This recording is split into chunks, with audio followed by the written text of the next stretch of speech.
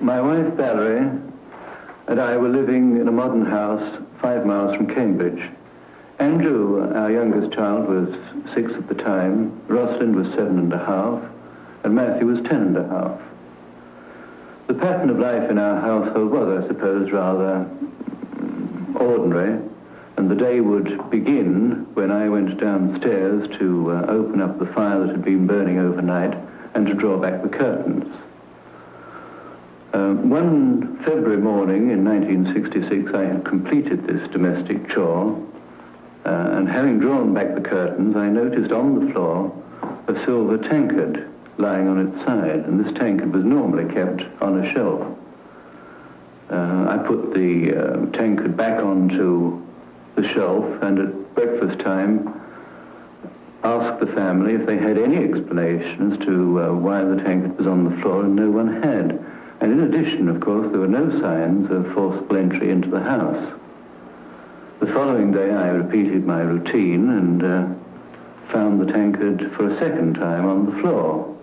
The third morning the tankard was again moved, and in addition I noticed on the dining table there was a pottery dog normally kept at the other end of the room in the centre of the table. And there was also a large vase of flowers with its water unspilled on the table in front of the place where my wife normally sat. I think at that moment I instinctively felt the explanation was poltergeist. From that time on, the disturbances in the room became more serious, but the events always took place between 7 and 20 past 7 each morning. Tables, chairs, ashtrays, cushions, ornaments would be moved and upturned, but nothing was ever damaged. 5 years elapsed, and my family began to see the earlier events in some perspective. Matthew, then 15, was now at public school, and we had moved from our modern house to an older house, this house, which had been built in the 17th and 18th centuries. It was Easter 1971, and Matthew was home from school, when suddenly all the occurrences opened up again, but this time with renewed vigor. Well, I think the thing that sticks out in my mind most was the fact that we would go into one room and find that everything was upside down. It was as if the room had imploded and everything was thrown towards the centre. You'd find tables on top of one another and chairs overturned and everything taken off the walls. Just as I've arranged this room to give you some idea of what it was like. Sometimes every room in the house was like this. As soon as we tidied up the first room, we would find the second room exactly the same. And then by the time we'd cleared the second room, the first room would be again disarranged. Beds would be stripped or turned upside down or upended. And on one occasion, I even remember my sister's bed was stripped and then put half out of a first floor window so that there was all the bedclothes and half the bed hanging out of the window. I remember one occasion we had a broom on the landing, and we went upstairs and found it was balanced across the banister at the top, just sort of like this, in mid-air, and it was exactly perfectly balanced. And we took it away and tried to rebalance it, and it was extremely difficult to do. I remember when I was in the kitchen with my younger brother, and the trolley came towards us at quite a speed. It didn't make any noise, so we presumed that the wheels must have been above the ground. We were so scared we just ran away. I could see no early conclusion to these events, and I was becoming increasingly concerned for Matthew's position when he returned to school. I could see that possibly he would be an outcast or victimized, or that he would be accused of stealing possibly, or that some other boy, quite innocently, would be compromised. And I was most anxious that this shouldn't occur. I remember very clearly the hastily convened meeting that I had that Sunday evening with the headmaster. As a housemaster and a headmaster, one does meet with a variety of situations in education, but I must say that the strangest, I think, that I've ever encountered was this meeting with Mr. Manning back in the summer of 1971. My immediate reaction, rather, as an old square, was to discount a good deal of what he'd told me, and I did feel that, well, in the hurly-burly of a boarding house, of a school, the rough and tumble generally, somehow these manifestations, these disturbances, might very well not occur at all. At any rate, I was certainly perfectly prepared to try this out.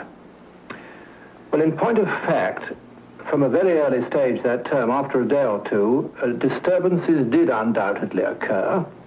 Well, this is the dormitory that I slept in with 25 other boys, and in actual fact, this is the very bed that I slept in.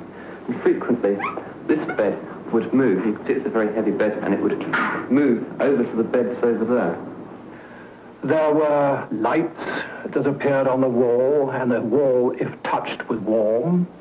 There were sudden showers of extraordinary items, bits of broken glass, bits of chain, bits of cutlery, which would descend sometimes in the dormitory, sometimes in the changing room, with a cloud of witnesses.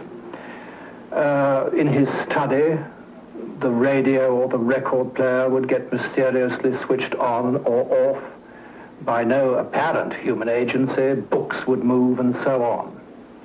And I think we were all satisfied that something quite inexplicable, rationally, was happening. I was in the same dormitory as Matthew, and we had some very unusual experiences happening.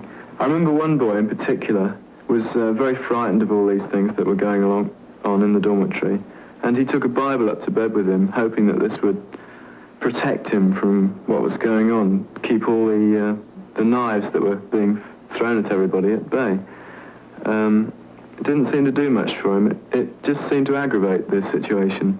He seemed to get more of these knives and forks and so on thrown in his direction than anybody else did. These knives and forks used to come flying at us from all directions. They never used to hit us, so although they frightened us at first, afterwards we began to just take it for granted that they would miss us by inches.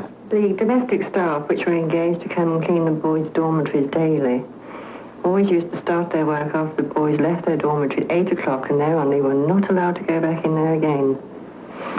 And the staff came to me, not once but several times, to say, "Matron, is at it again?" And I'd go back to their dormitory and find a chair across the door one couldn't enter, beds had been twisted and mattresses upturned, and such phenomena. I stumbled across a way of stopping the poltergeist purely by accident. About the time when this poltergeist activity was going on, I was writing an essay. I don't know, I can't even remember what it was about. And I had my hand just poised slightly above the paper, and I was thinking of what to write next, because I couldn't think of anything. And I must have gone off into a daydream, and my hand suddenly went down, and I started scrawling across the paper in an illegible and incoherent writing which didn't make any sense. And that surprised me, and I didn't know what had happened. And so I ripped up the piece of paper, I think probably because I was frightened more than anything else. And then I noticed that for about 3 days after that had happened, we had no poltergeist activity at all.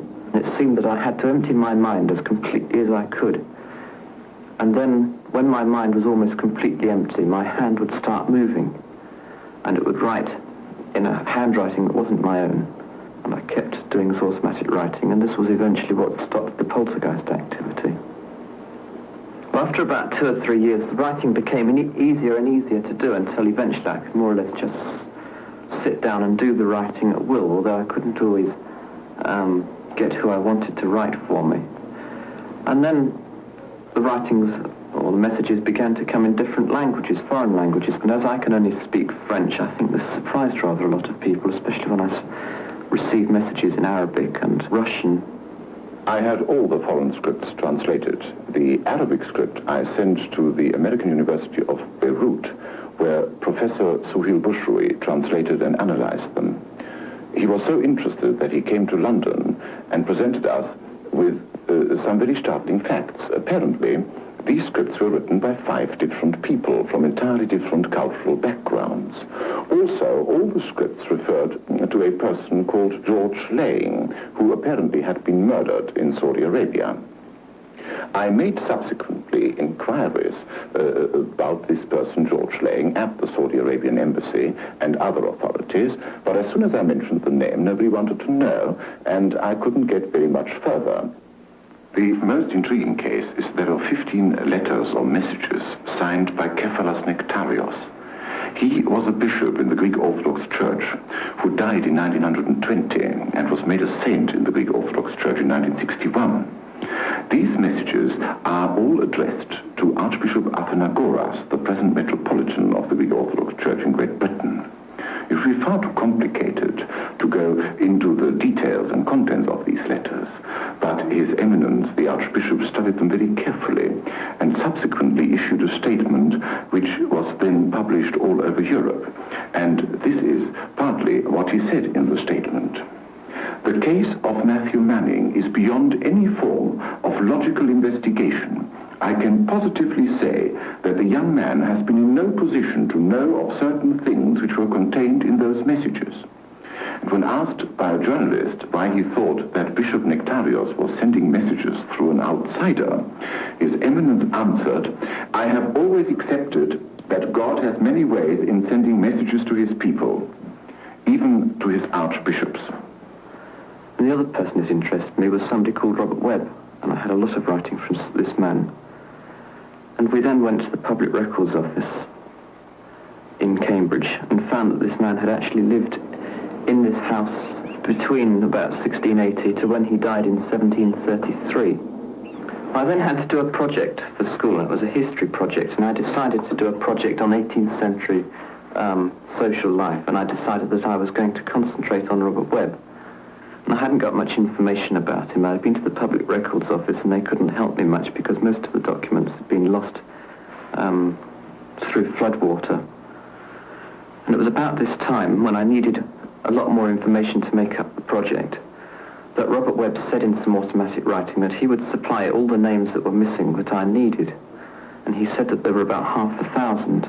From that moment on, in this room, which at that time was my bedroom, my bed was along here, these names began to appear, and we came in one morning and we found this Robert Webb scrawled across the wall. We shut the room up again, and we came back about 10 minutes later and there was another one scrawled on the wall, and which is also Robert Webb. These signatures continued to appear at the rate of 70 or 80 each day until we got about 500 all over the door and the walls and even on the ceiling. It was interesting to note that every signature was dated. Nobody actually ever saw the signatures appear, but one only had to leave the room empty for 5 minutes or so, and then we'd come back and find more signatures. I started to number the signatures and also put big letters up on the wall so that it would make documentation easier. We were all amused when a new signature appeared, utilising the letter T that I'd put up on the wall to write the name Thomas Buck. One night we found in this old-fashioned handwriting on the door, signed by Robert Webb, "Zeno, hearing a young man speak too freely, says for this reason we have 2 ears and 1 tongue, because we should hear much and speak little." The next morning we all came down to breakfast and observed at the place usually occupied by myself a flyleaf from a book. Upon this flyleaf was repeated with the same misspellings and in the same handwriting the quotation that earlier had appeared on my door. Upon the reverse side in a different hand was inscribed, "Thomas Coas, write this on the last day of July 31st, 1791. The date when the message appeared on the door was 31st of July, 1971. Over the last few years, I've had literally hundreds of messages in automatic writing from Robert Webb, and the last one of which I received this afternoon actually while we were filming. I wrote down, "What do you think of all these lights that are in your house?" He replied, "Such pretty lights as I never see in mine house."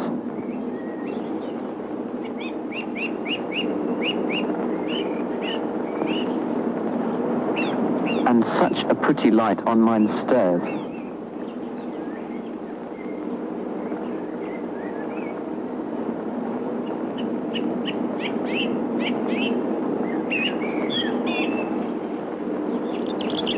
"Oh, for some pretty light in mine bedchamber."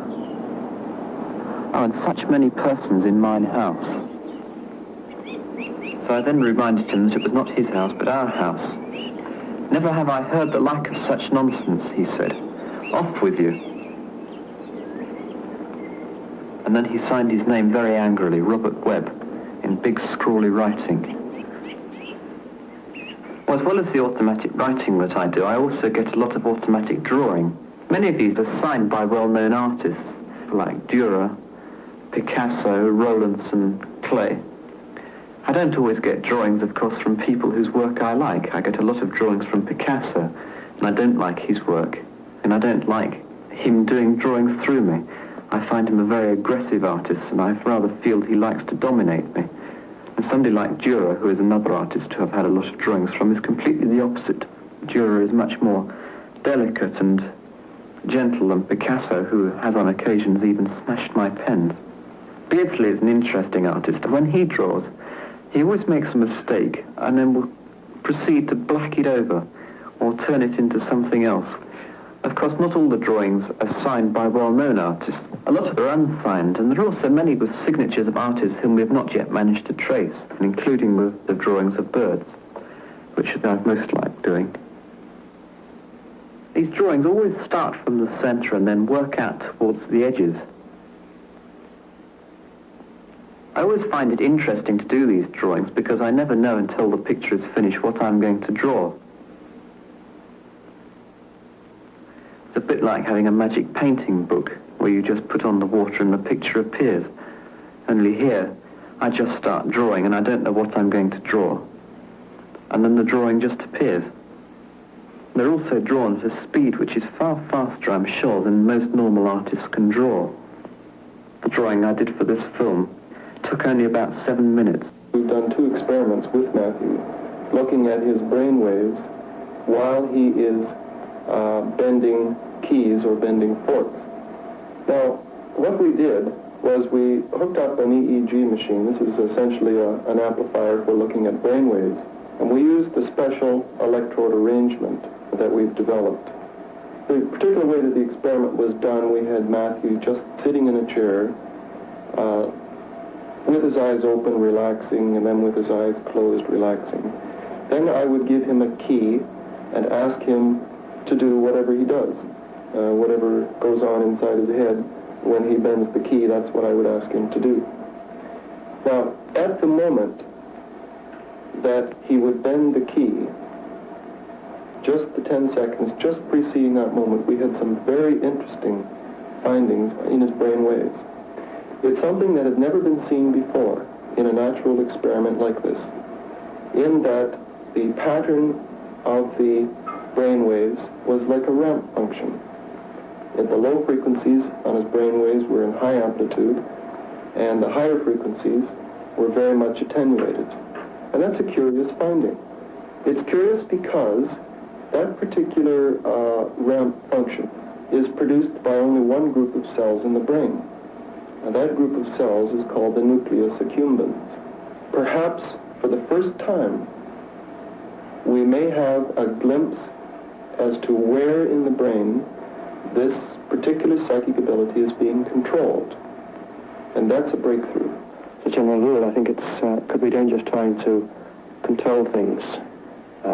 People who have natural psychic abilities and feel confident about using them, it's all right for them to do things, but I'm a little dubious about whether people who can't control these things should try and do so. The 2 questions that I'm asked most frequently are A, do you consider yourself a spiritualist? And B, what are you going to do with yourself in the future? Well, the answer to the first question is that I don't consider myself a spiritualist. I would say that I'm a spiritist. A spiritist is somebody who believes that one can communicate with the dead. A spiritualist is somebody who turns that belief into a quasi-religion. I don't intend becoming a full-time metal bender or spoon bender. I can't think of anything more banal than bending spoons for the rest of my life. I don't intend becoming a full-time medium either. That doesn't agree with my views, because I don't think one should make money out of gifts such as I have.